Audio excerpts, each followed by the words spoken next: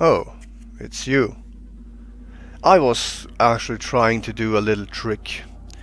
There is some, well, ways to strengthen your mind and your willpower that I learned in my time at the Order of Hermes.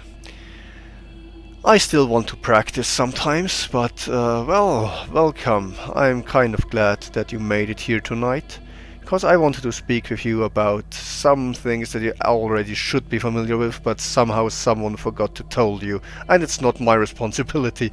You are not actually my, well, whatever you are. However, I know that someone sent you here in order to learn, so that's what I will have to do. And it is I, Orca Risper, your guide through the Sanguine Archives, the place where we explore the lore of this world of darkness from a perspective of and a focus on vampires, mainly Clan Bali. So let me be your guide through the memories of the blood for tonight. Follow me. In tonight's lesson, I will give you a bit more general knowledge about this world that you find yourself in. You see, us vampires aren't the only denizens of this world, not the only supernaturals as we are usually called. There is many more, and you should learn about all of them. Or at least those that you're more likely to encounter, otherwise your stay in this world will be rather limited in time. We already talked about us, the vampires. We haven't really talked about the ghouls though. I mean, I told you how to ghoul, and that they have limited powers of us. But the important thing you should know about them, they need your blood, or better said, vampiric blood, or they will continue aging, become sick again, don't heal as fast, and so on and so forth. You should actually employ some ghouls yourself, because they can do things that you cannot. They can be your bodyguards at day. They can clean your haven. They can actually help with mundane tasks. They can walk in daylight, which means they can get to your bank and do all your daily dealings there. They can earn money for you. They can bring you sacrifices. You can drink from them, but you shouldn't too much, because that would kind of be ruining the point of having the ghouls in the first place. You can have, in theory, as many as you want, as long as you have enough blood to sustain them. However, be mindful that they can grow very jealous. And most importantly, they have a very strong sexual drive, and there's nothing more that they want than you. So be careful. Speaking of other supernaturals though, there is a lot of that we should talk about. The first I want to mention are the so-called Kwai Chin, or Kindred of the East, which I personally don't think is a fitting term, because they aren't technically vampires at all.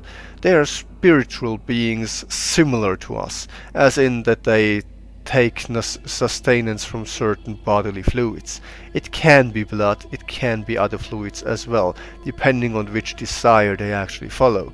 So those who are more into sexual things, which they still enjoy and do, crave, well, not exactly blood.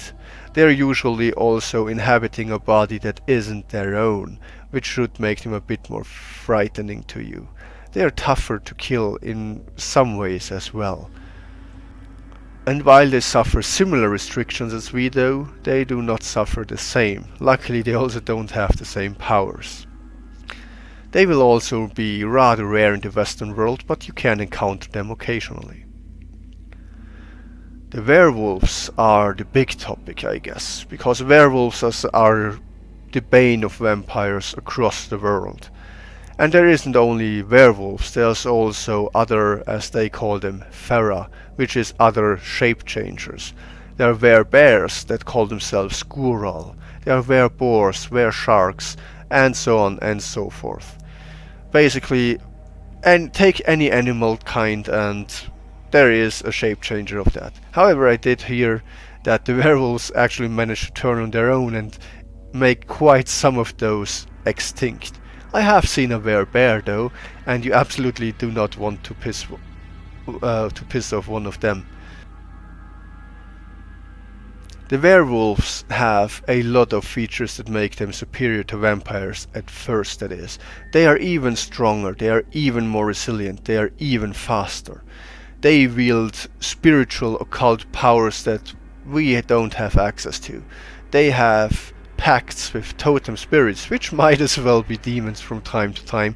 They call them bane spirits, that give them powers that are rivaling our own.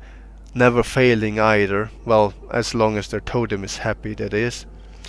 They can have some very destructive powers. Their claws are supernatural in origin, which means that they can tear you apart and you won't be able to soak any wound that they might inflict.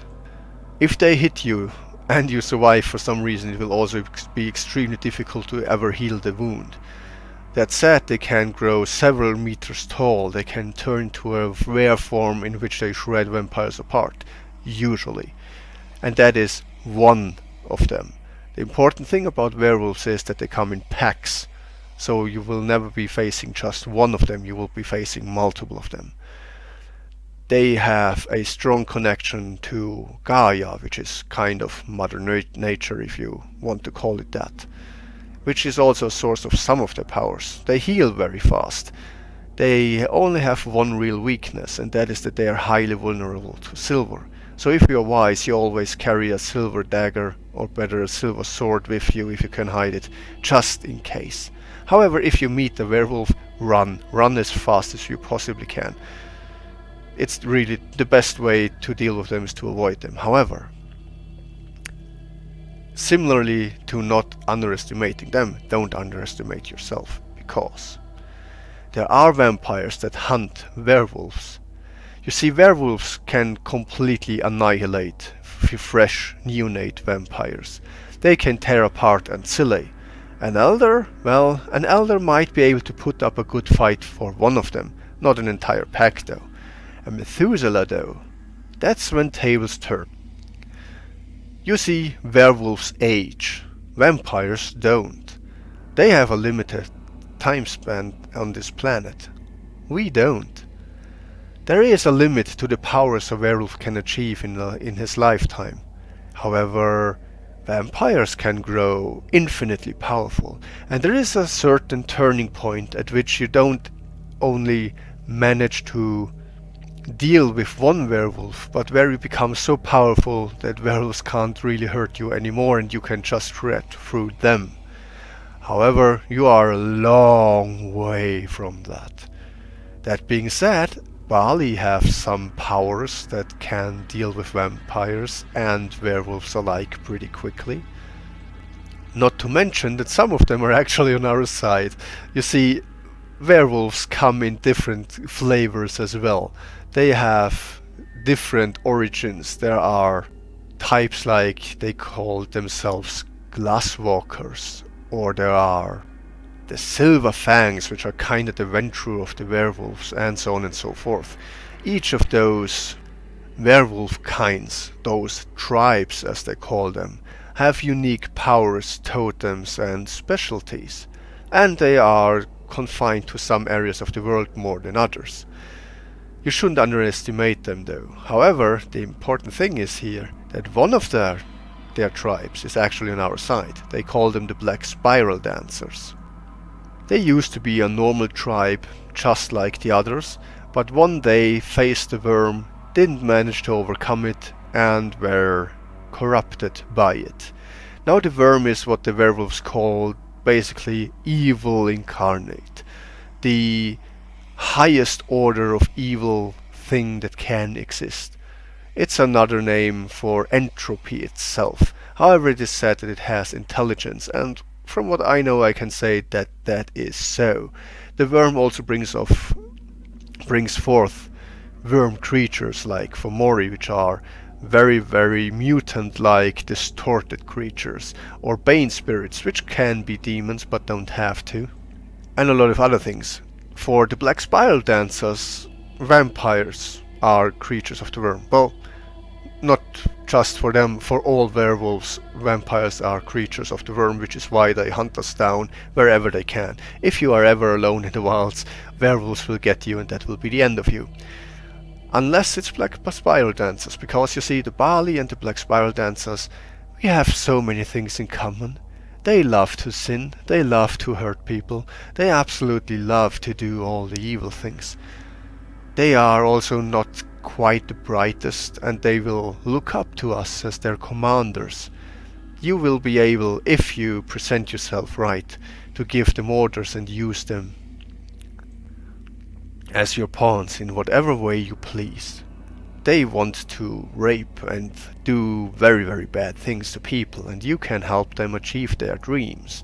You can help them deal with other werewolves, as they are hated and enemies to all other tribes.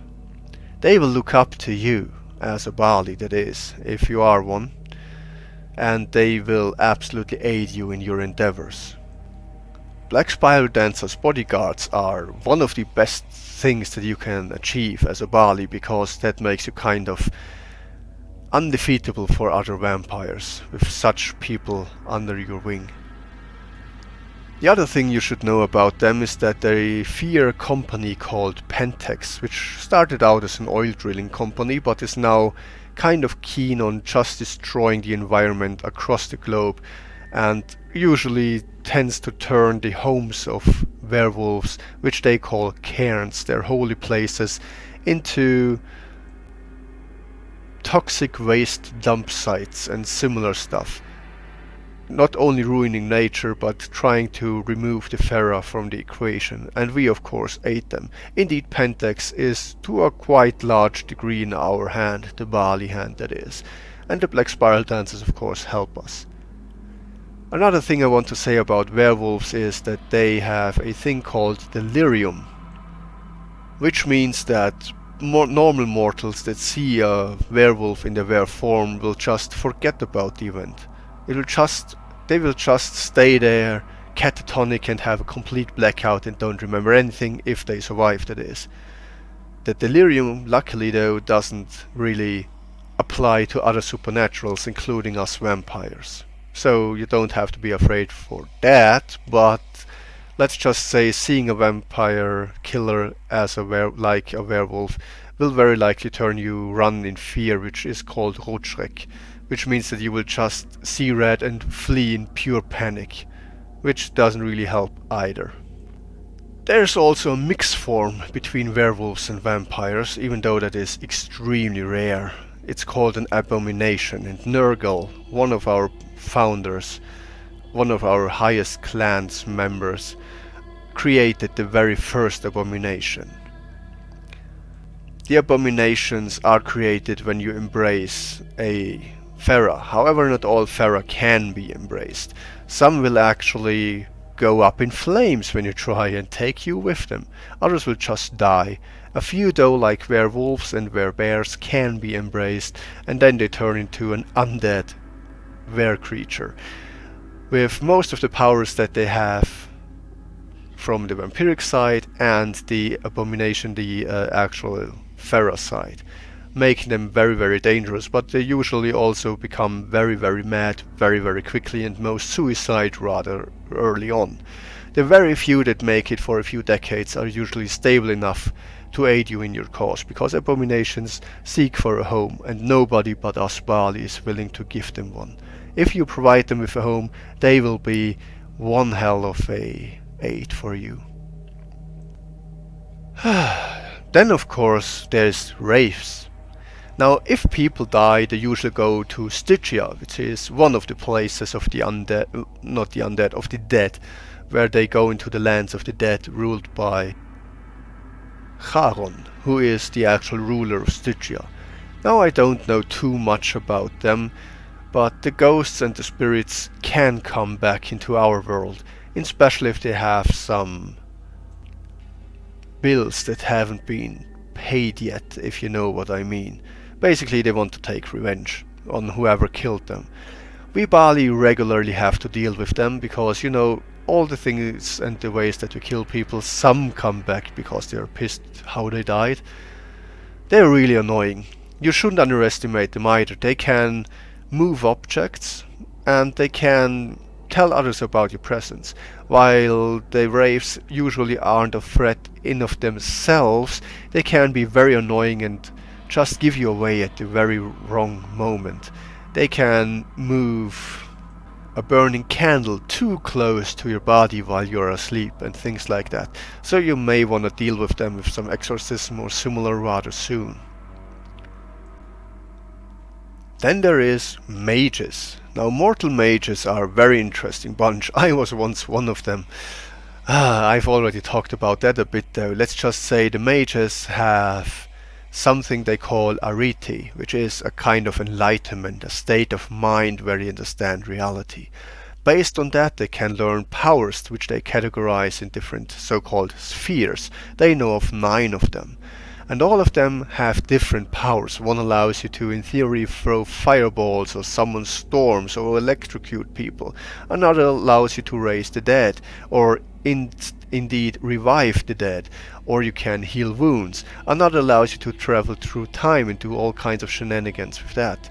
Another allows you to travel just with your mind and manipulate other people's thoughts and similar. There's a lot of ways in which that can come in handy. However, mages suffer 2 big problems. One is paradox, which I already touched upon in earlier lessons, which means that if they try to pull too hard on the strings of reality, those strings snap and whack them in their face, usually injuring if not outright killing the mage. The very reason I became a vampire is because magic is also tied to the sleepers, which are the unawakened mortals that haven't yet found their so-called avatar, which is their spiritual body, and didn't become one with it yet. They don't see the threats of reality around them. They can't manipulate them. The good thing that mages have is that they can do pretty much anything they can think of, as long as they're powerful enough to pull it off.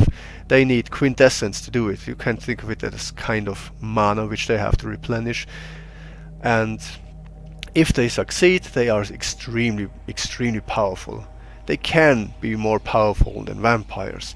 The very highly enlightened archmages of the Order of Hermes can kill entire cairns of werewolves like that. However, here's the thing, paradox limits what they can do to a big degree, and they become just weaker and weaker over time as the sleepers believe less and less in magic. Their powers fail, their lifespans turn normal, and they just kind of stop being mages, which is a good reason to give up on that pursuit and just turn yourself into a vampire. The nasty thing about mages is that they reincarnate and remember it. They have usually in their teenage years a traumatic event happening that makes them wake up or reawaken if they have previously, and then they usually remember their past lives. And if you played a role in that past life, they will remember you, and there's a good chance they will go after you. So be careful, because they can be very potent enemies.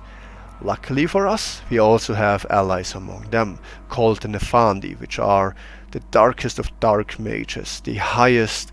You can call them gods of darkness if you will. I wouldn't mess with a Nefandus ever. Nefandi are similarly kind of immune to paradox. Not exactly, that would be the Marauders, but the Marauders are mages who went crazy, so they aren't that much of a threat. The Nefandi though are the real masters of the dark.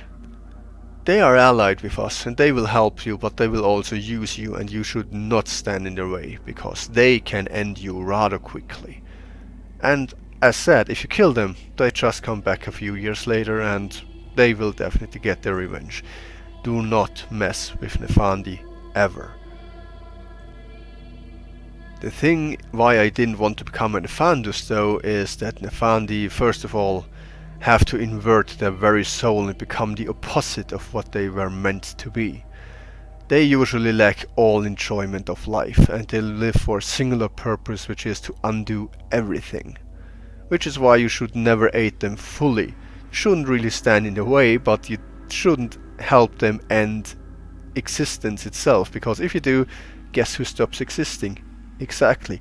They don't fear that, they want that. You on the other hand should try to undo their plans as much as you can without directly opposing them. Then there is the Fae, the Changelings. Well, the Fae, the true Fae, are creatures of Arcadia, a kind of magical realm that I don't want to go too deep into it, but basically all the things that you heard about the little folk are true. They abduct children and influence them, and if they ever make it back from the magical realm, they are called changelings, wielding some of the powers that the Fae have and some of the features as well. It's difficult to spot them because they look mostly human with some small changes to them, and they aren't that difficult in order to subdue them, and it's not too hard to kill them either. They can be quite annoying though, and especially true Fae are basically immortal unless you destroy the true name. But the really bad thing is that you can't tell what Fae think like. They are so inhuman, they have their priorities so vastly different that it's really impossible to tell what they are up to. And if you get in their way, they will be very annoying to deal with. So best stay out of their way. Which brings us to mummies. Yes, ancient Egyptian mummies. They are an interesting bunch. The mummies usually hail from ancient Egypt, being millennia old. They have some experience and interesting powers. They are not too strong on their own though. You can destroy them with fire. Keep in mind it might also destroy you though. You can deal with them in many ways, and the most important thing about the mummies is that they are truly immortal. Yes, you can burn them, you can defeat them in many ways. They will just regenerate and come back, and back, and back, and back. They will never ever be truly defeated. And if you piss on one mummy, you have made an enemy for eternity, unless you die and are defeated. And they can be quite resourceful too, so best get out of their way. Luckily again they're mostly in the area of Egypt and Arabia, so you shouldn't run into those. If you do though, just be nice, as much as you can pretend to be. Which leads us to demons. My specialty, of course. Our clan specialty. We deal a lot with demons, and what you should know about demons is, first of all, they are kind of immortal. You can destroy the true name if you know how to, and it's a feat that few ever manage to pull off. Yes, you can in theory imprison them, but keep in mind they are immortal. They are older than humans. They are older than this universe. They were the very creators of it, which means that they know every secret. Now, to be fair, most demons don't. Lucifer might, but most demons have little knowledge of the world in its ways and workings. You see, they originally belonged to one of 7 types of angels, and depending on which type of angel they were originally, they had a different task to fulfill in creation, and so they are knowledge on some variant of this. The demons are usually quite powerful and knowledge though, even the not so old ones. The higher ranking of a demon, the larger his following, powers and the things he can do for you. Demons are lusting for emotion, they can feed off of it. They want to feel and just kinda be human and experience the world through human eyes. They will love to possess people, and they can possess people, and as such can hurt you.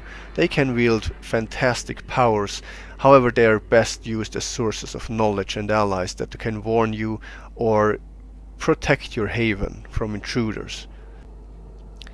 The demons also are classified in different houses. There's 7 of them, just like they were with the angels, just that each one of them has a different specialty, different powers, and of course different curses levied upon them.